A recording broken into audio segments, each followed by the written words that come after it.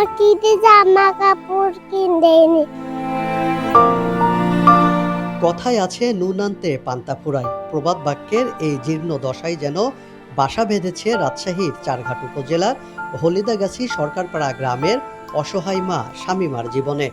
ক্ষুধার্ত সন্তানদের মুখে তুলে দিচ্ছেন শুধুই নুন পান্তা, কারণ দরিদ্রতাই তাকে এর বেশি সামর্থ্য দেয়নি। ১.৫ বছর আগে অসহায় এই নারীকে ২ সন্তান সহ তালাক দেন পাষণ্ড স্বামী।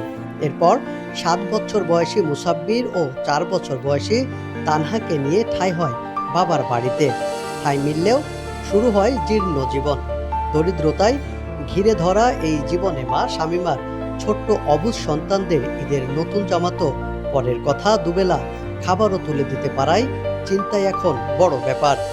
আব্বু আমাকে কিছু খেতে দেন না, জামা কাপড় কিনে দেন না, আর আমাকে টাকা দেয়নি।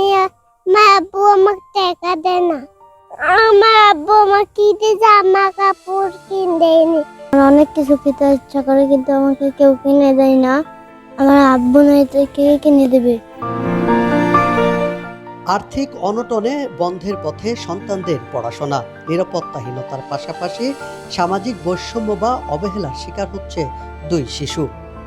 নিশ্চিত হচ্ছে না মৌলিক অধিকারটুকু। পরিবারের উপার্জনক্ষম কেউ না থাকায় তাদের ভবিষ্যৎ নিয়ে চরম দুশ্চিন্তায় দিন কাটাচ্ছেন এই মা। 2 সন্তান নিয়ে বলতে গেলে বুঝতে তো পারছেন যে আমার টোটালি কোনো ইনকাম নাই। এর মধ্যে আমার বাবা মা হচ্ছে বৃদ্ধ, আর আমি নিজে ইনকাম করতে পারি না। আমার আম্মা হচ্ছে মানে অসুস্থ মানুষ, তো তার পক্ষে 2টা সন্তান দেখে রাখা সম্ভব না বাড়িতে, এছাড়া দেখার মতো কেউ নাই। এখন তাদের লেখাপড়া, চলাচল, খাওয়া দাওয়া, পোশাক আশাক টোটালি মানে আমি একটা সাগরের মধ্যে পড়ে গেছি। বর্তমানে হচ্ছে আমি খুব অনিশ্চয়তার মধ্যে পড়ে গেছি, কারণ হচ্ছে আমার বাড়িতে আর কেউ নাই। আর বাচ্চাদের রাখি যে আমি একটা কোনো কাজে যাব, এটাও আমার পক্ষে সম্ভব হচ্ছে না। অসহায় এই 2 শিশুর ভবিষ্যৎ আজকে অনিশ্চয়তার পথে। তাদের সুন্দর ভবিষ্যৎ গড়ে দিতে এগিয়ে আসবে সমাজের বৃত্তবান মানুষগুলো, এমনটাই প্রত্যাশা সবার।